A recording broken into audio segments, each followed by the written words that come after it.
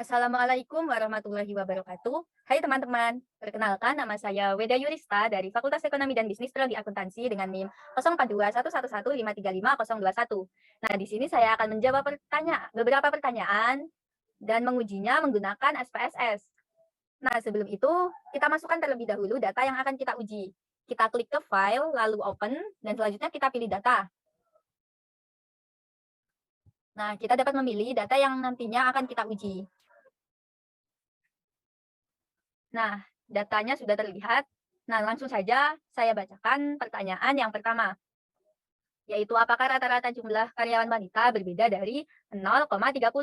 Nah, dari pertanyaan ini kita dapat menggunakan uji analisis one sample t-test. Langkah yang pertama kita akan menuju ke analisis.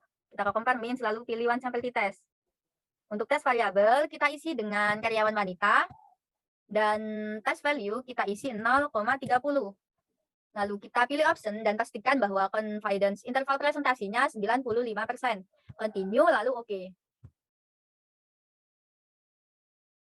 Nah, dari hasil uji analisis one sample t-test dapat kita peroleh bahwa T-hitung negatif 3597,706. Dan T-tabel dapat kita peroleh dari DF atau degree of freedom, yang mana DF ini diperoleh dari N dikurangi 1. N yaitu 180 dikurangi 1, 179.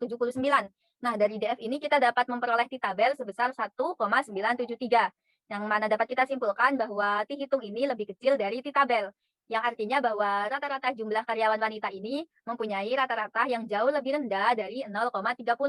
Nah, selanjutnya kita lihat signifikasi two-tailed, yang mana signifikasi two-tailed yaitu 0,000, yang mana 0,000 ini lebih kecil dari 0,5%, artinya H0 ditolak dan H1 diterima, yang mana dapat kita simpulkan bahwa terdapat perbedaan antara rata-rata jumlah karyawan wanita dengan 0,30.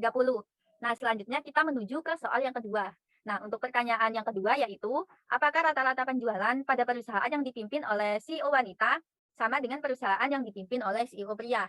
Dari pertanyaan ini, kita dapat menggunakan uji analisis independen sampel t-test. Sebelum itu, kita harus mentransform terlebih dahulu data. Nah, kita klik transform dan record into difference, lalu kita input variabel yaitu gender CEO. Nah, name ini dapat kita isi dengan hi gender CEO, dan label juga dapat kita isi dengan hi gender CEO. Lalu kita klik change, lalu ke add and new files. Nah, value ini dapat kita isi wanita terlebih dahulu, karena dari pertanyaan tadi disebutkan wanita terlebih dahulu. Value kita isi 1, lalu value selanjutnya pria, 0. Nah, transform data ini berguna agar nantinya SPSS dapat menganalisis data yang kita input ke dalam uji analisis independen sampel t-test. Lalu oke. Nah, selanjutnya kita klik ke analisis, kita ke compare means, lalu kita pilih independen sampel t-test. Nah, tes variabel kita isi penjualan, dan grup variabel kita isi high gender CEO. Nah, kita pilih define group. Nah, grup yang pertama kita isi dengan wanita, dan grup yang kedua kita isi dengan pria. Continue, lalu oke.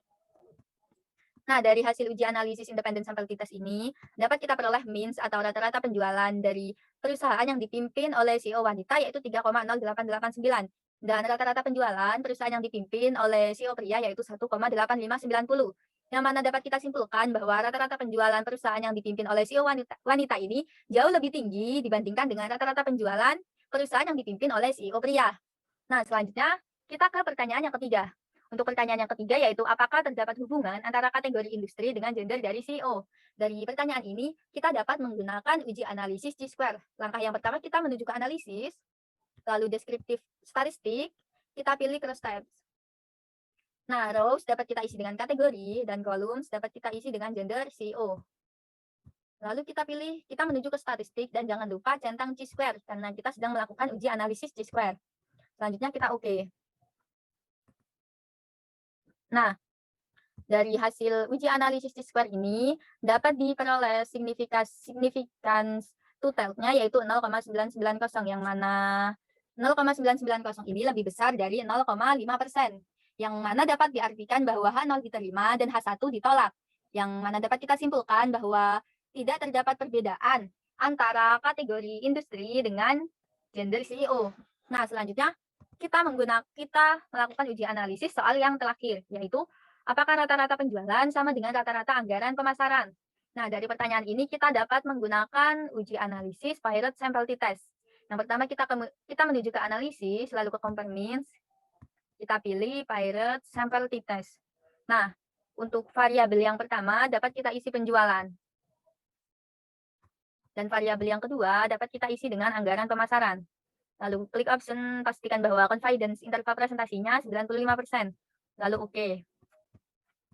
Nah, dari hasil uji analisis Pirate Sample T-Test ini, dapat kita simpulkan bahwa signifikasi two-third yaitu 0,000, yang mana 0,00 ini lebih kecil dari 0,5%, yang mana dapat disimpulkan bahwa rata-rata penjualan ini sama dengan rata-rata anggaran pemasaran.